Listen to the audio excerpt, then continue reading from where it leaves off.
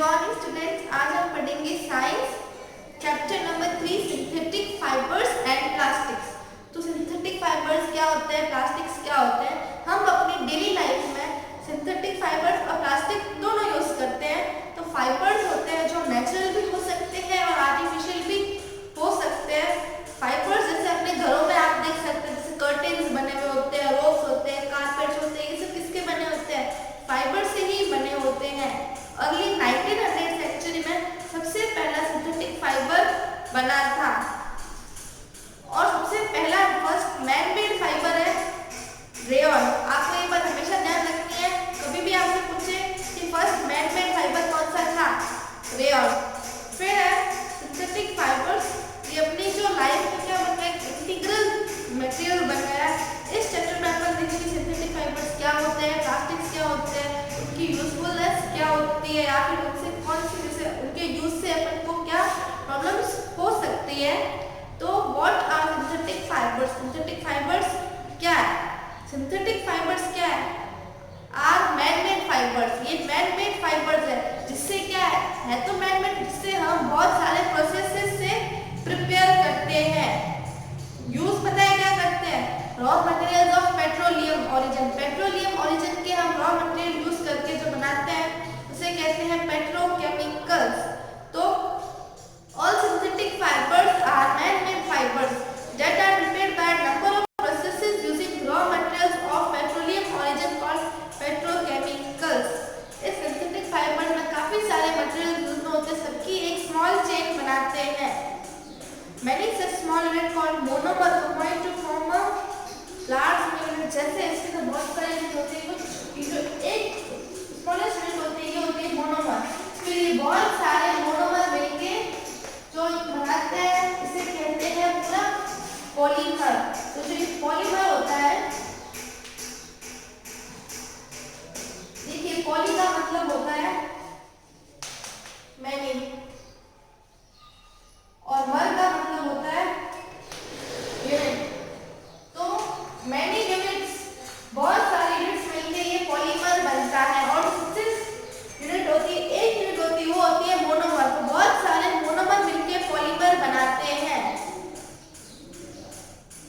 Many such small units called monomers, monomer combine to form a large single unit called polymer. तो polymer का आपको पता चल गया। The process which turns monomer into polymer is called polymerization।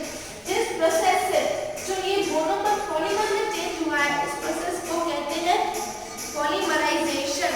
Polymer जो क्या हो सकते हैं, मैन मेड भी हो सकते हैं और नेचुरली भी हो सकते हैं।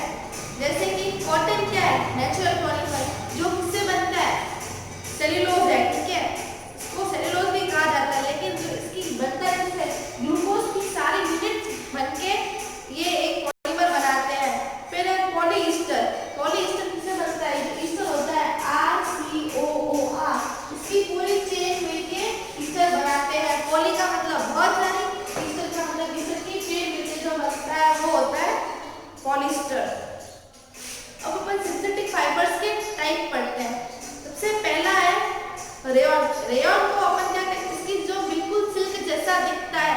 तो सिल्क क्या होता है, काफी ज्यादा मतलब कॉस्टली होता है, अपन को इतना ज्यादा मिलता भी नहीं है, इजीली अवेलेबल भी नहीं है। तो ये क्या alternative to silk fibre, silk fibre का अल्टरनेटिव है। अपन उसकी जगह क्या यूज करते हैं, rayon. It is also called artificial silk, इसे आर्टिफिशियल सिल्क भी कहा जाता है।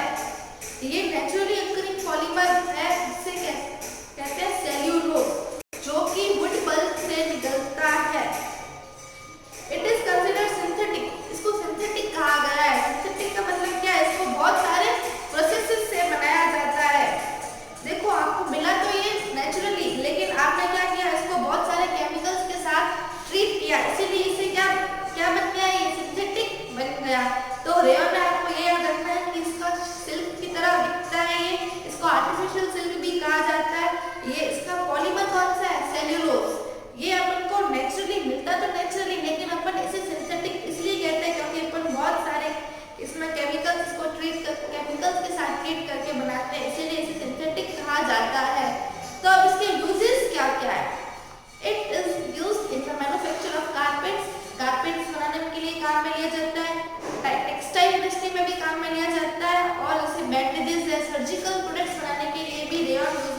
जाता है। फिर है nylon. Nylon was the first fully synthetic fibre. सबसे पहला सिंथेटिक फाइबर है नायलॉन। फिर है इसको 1930 में प्रोड्यूस किया था, अमेरिकन साइंटिस्ट ने बनाया था, उसका नेम है वैलेस एच कैरोथर्स। तो नायलॉन का यूज क्या है? सबसे पहला यूज है फैब्रिकेटिंग शीट्स बनाने के लिए, जो आपके ब्रश के अंदर जो ब्रिसल्स होते हैं वो होता है, उसके लिए यूज में लिया जाता है। साड़ीज बनाने के लिए जैसे सॉक्स है, नेकटीज और मशीन पार्ट्स बनाने के लिए भी नायलॉन यूज में लिया जाता है। टायर कोट बनाने के लिए, इलास्टिक ओजरी बनाने के लिए, फैब्रिक्स और रोप्स बनाने के लिए भी नायलॉन यूज में लेते हैं। फिर है फिशिंग नेट्स है, पैराशूट्स है और जो क्लाइंबिंग के लिए रोप्स होती है उसके लिए भी नायलॉन यूज में लिया जाता है। फिर है पॉलिस्टर। अभी मैंने आपको पॉलिस्टर का बताया था कि ईस्टर की सारी चेन मिलके जो बनाता है उसे कहते हैं पॉलिस्टर। टेरिलिन और डेक्रॉन भी क्या है? पॉलिस्टर फाइबर है। The raw materials used to manufacture it comes from petroleum refineries। जो इसको बनाने के लिए मटेरियल चाहिए, कच्चा माल चाहिए, वो पेट्रोलियम रिफाइनरी से आता है। अब इसके यूजेस क्या है? पॉलिएस्टर जो है it is used in making different type of apparel such as shirts, pants, jackets, bed sheets, curtains, sarees, mouse pad, इन सब बनाने के लिए यूज में लिया जाता है। ये it is used in making ropes, fabrics for conveyor belt, cushioning, insulating material और pillow etc. इन सब में यूज किया जाता है। ये फ्लीस जैकेट्स, रेनकोट और मेडिकल टेक्सटाइल्स में भी इसका यूज है। देखिए फिर पॉलिएस्टर क्या है? अदर फाइबर्स के साथ मिक्स होकर क्या क्या बनाता है? देखिए टेरिकोट बनाता है। टेरिकोट का मतलब टेरिलिन और कॉटन साथ में होगा। पॉलीकॉटन मतलब पॉलिएस्टर और कॉटन। टेरी सिल्क यानी इसमें टेरी सिल्क और सिल्क यूज में ली जाती है। फिर टेरी वुल यानी टेरिलिन और वुल का से बनेगा टेरी वुल।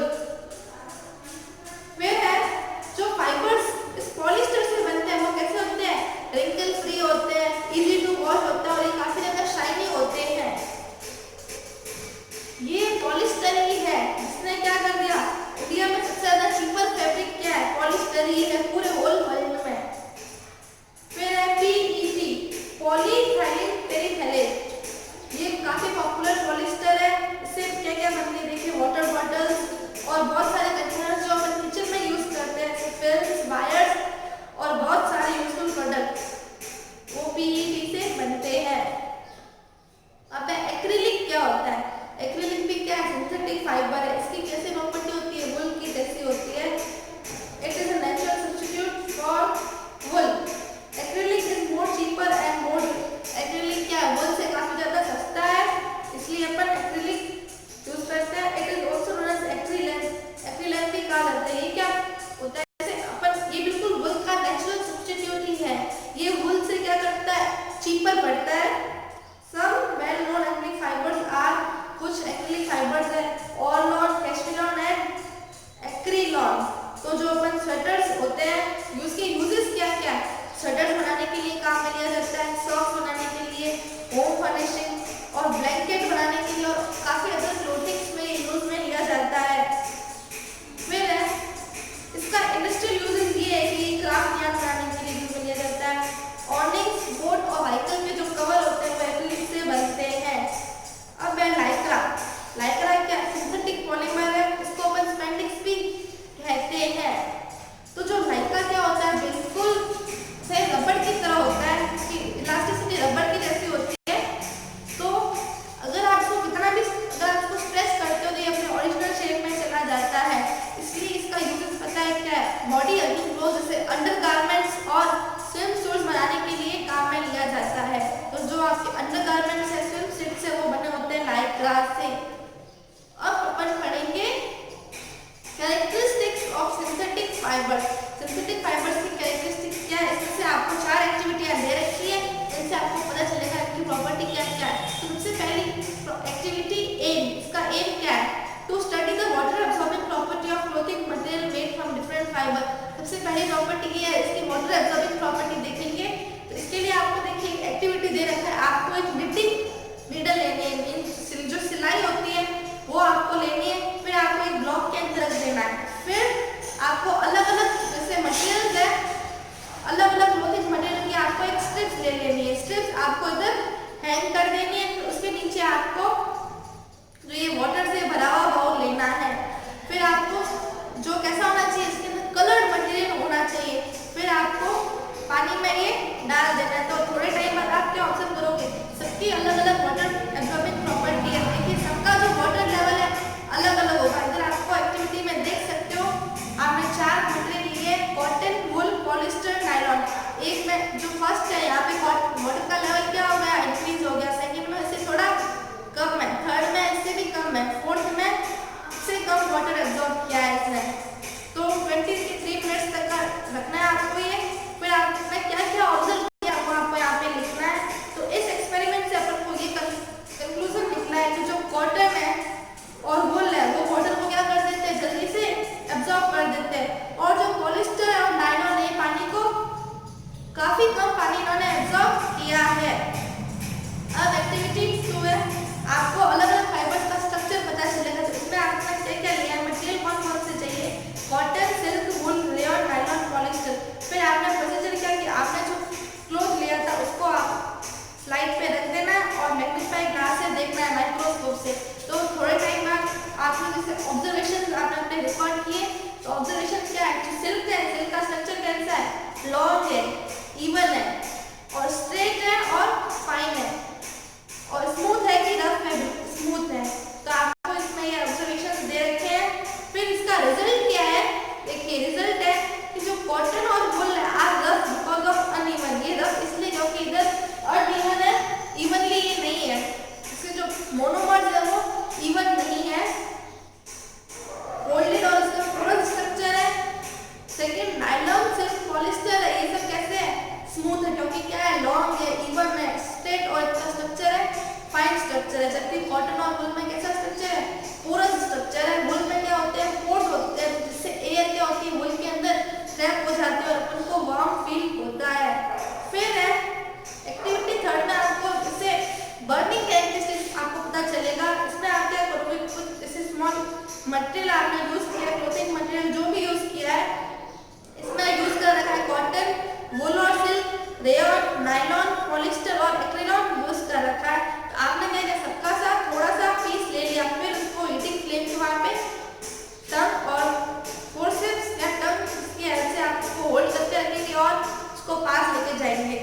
तो आप थोड़े टाइम बाद देखोगे जैसे कॉटन है क्या जल्दी से बर्न हो जाएगा। तो आपको ये टेबल पढ़नी है और आपको ये आपके ऑब्जर्वेशन आपने क्या क्या रिकॉर्ड किया।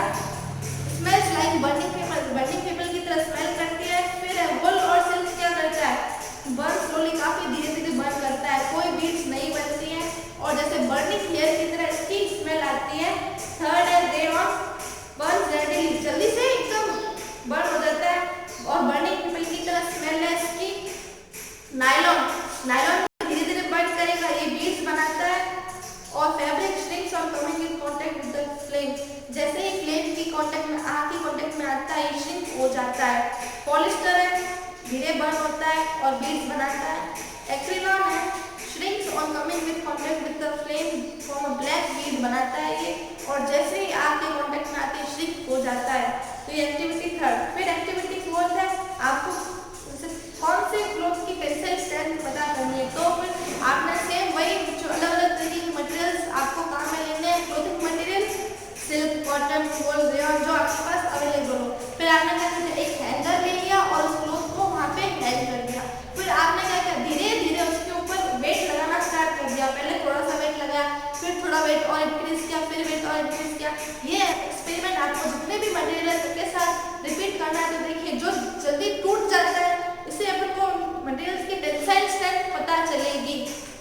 तो इसमें इस एक्टिविटी में आपको देखिए 4 मटेरियल यूज किए, वूल, नायलॉन, कॉटन, सिल्क। फिर आपको ये एक्सपेरिमेंट करना है तो कौन सा सबसे जल्दी टूट जाता है, ठीक है। फिर है advantages of synthetic fibres. Synthetic fibres के एडवांटेजेस क्या है, देखिए सबसे पहला इसका एडवांटेजेस है कि ये क्या है, easy to wash, easy to maintain. Second है ये जल्दी, ये कपड़े जो जल्दी सूख जाते हैं। थर्ड है ये दूसरे फाइबर से क्या सस्ते पड़ते हैं, चीपर है। और ये क्या है, काफी स्ट्रॉन्ग है और more durable than natural fibre से ज्यादा चलते हैं, ये स्ट्रॉन्गर है। फिर है डिसएडवांटेज, इसके पहले तो मैंने फायदे देखे, अब इसके डिसएडवांटेज क्या है, ये अगर हीट के पास आते ही क्या हो जाते हैं, मेल्ट हो जाते हैं इजीली और ये बहुत